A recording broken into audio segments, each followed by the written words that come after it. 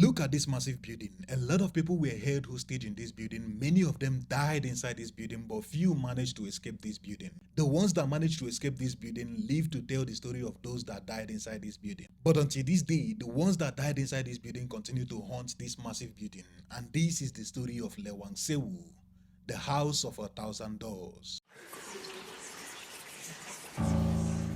Whenever we are exploring haunted buildings, we have always found it in the outskirts of the city or maybe in the rural areas. Never in my life have I seen a haunted building located right at the city center. But today, as I was exploring the universe using the Google Earth, I found this massive building. Now, this massive building is called Lawang, sewu, and it's located right at the city center in a city called Semarang in the island of Java in Indonesia. This building is the most haunted building in the whole of Indonesia.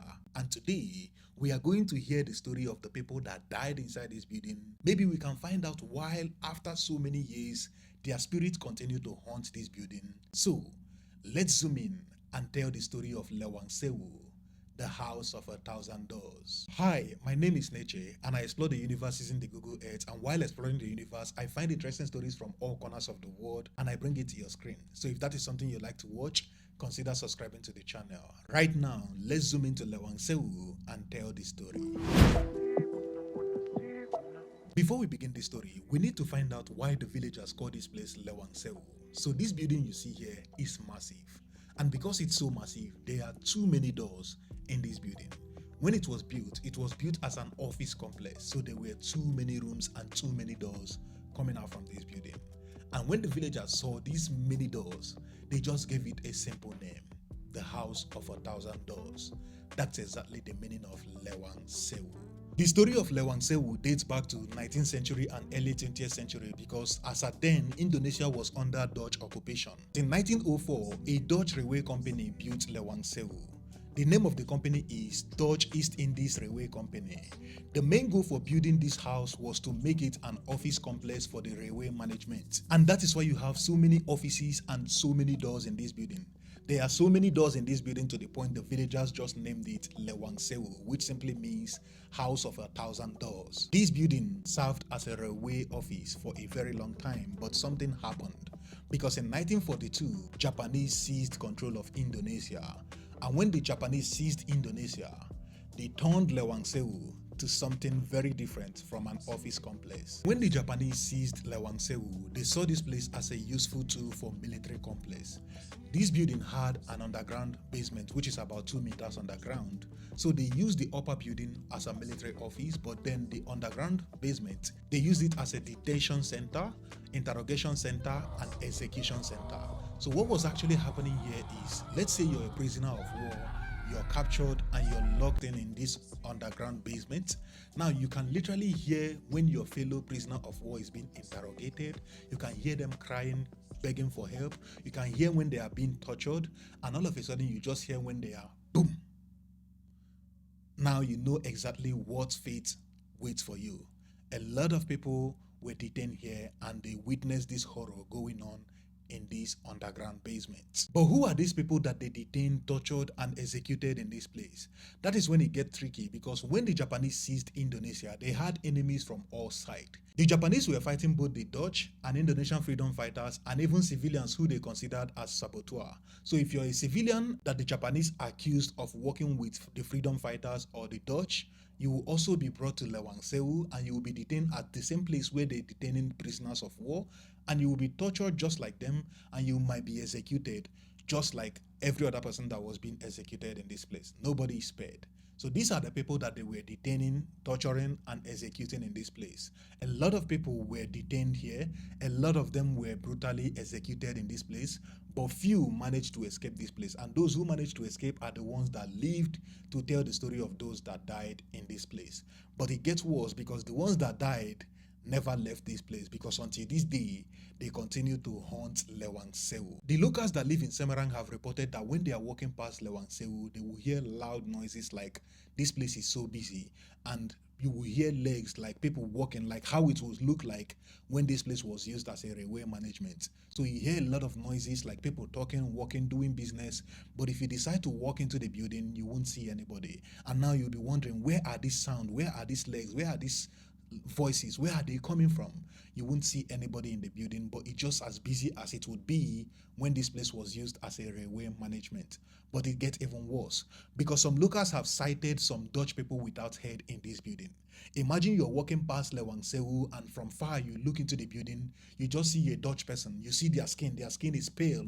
It's not like a local, like it looks like a Dutch person, like maybe sometimes they are wearing military uniform, but they are without head. You will sight them, and when you look back into the building, you won't see them anymore. Many people have reported this, not one person, not two, not three. A lot of locals have cited some Dutch people without head in this building. But it gets even worse because some people who come to this place hear bangs on the door.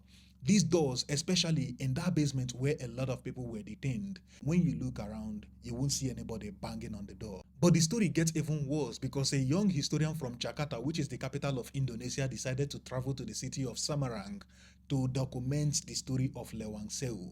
And what happened to her in this building changed the story of this building forever.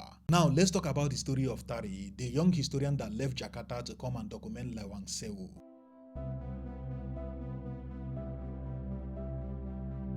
Tari is a young historian who schools and lives in Jakarta, the capital of Indonesia.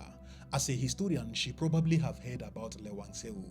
And one day, she decided to travel to Semarang, not to just hear. She wanted to speak with the victims, the people who escaped Lawang Sewu, and just go to the Lawang Sewu and document the story. When she came to Semarang, she wasn't in any hurry. She took her time to go to the villages, interview locals, talk about their experience, and even interview the people that escaped during the time of the Japanese in Lawang Sewu. And one evening, Tari decided to go and explore the infamous basement of Lawang Sewu. This basement of Lawang Sewu is the most haunted part of the building because that is the part where the people were detained, that is the part where they were tortured, and that is the part where they were executed. She only had her notebook, her pen, and she had a torch. As she stepped foot in the first stone going down the basement, she noticed something. The breeze in the basement area became very colder. She had chills all over her body, but she still continued. But as she walked in, she found something. She found a chain and she picked it up. As she picked up the chain and was raising her head, she saw a stain on the wall. And she decided to take a pen to write on her book what she just saw. But something strange happened. Her lights started to flicker. Remember, she had only a torch, a pen, and a book. So the torch started to flicker, and as she's trying to fix the torch, she heard some whisper in her ear and then felt a touch in the other side of her shoulder, and she turned immediately to see what was happening. But what she saw was just shadows on the wall. So she dismissed the experience and said, maybe it is my imagination and maybe I'm getting scared a little bit. That is why I'm feeling this way. But it gets even worse. As she tried to write down what she's feeling, she started hearing the whisper louder, and the whisper started to turn to some words that she couldn't hear. She started hearing just words that she doesn't understand. At this point, the whisper is getting louder and is now forming a fragment of words, but she couldn't understand anything.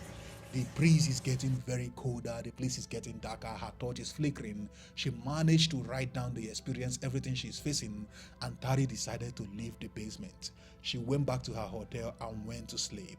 As she was sleeping, she had a dream, and this dream will force her to tell the story of Lawang Sewu to the whole world. That same night, when Tari went to sleep, she found herself in front of Lawang Sewu. And while she was standing there, a man appeared in front of her face. The man looked pale in the face, but he's wearing a tattered uniform. The man is a local, but his face looked a little pale. So this man introduced himself as Amir. The man said, "My name is Amir, and I'm a soldier who fought against the Japanese. I died in this place, and my friends died in this place. A lot of us died in this place, and we never got a befitting burial. I urge you to tell the whole world our story. Let them know of our sacrifices." So when Tari woke up from that dream, she had the urge to honor the request of Amir. She went deeper into the villages and interviewed a lot of people. A lot of people talked about their experience and what they have cited in Lawang Sewu. She also met some people who managed to escape from Lawang Sewu when they were detained by the Japanese, including some locals who the Japanese accused of being saboteur, and they were working with the freedom fighters.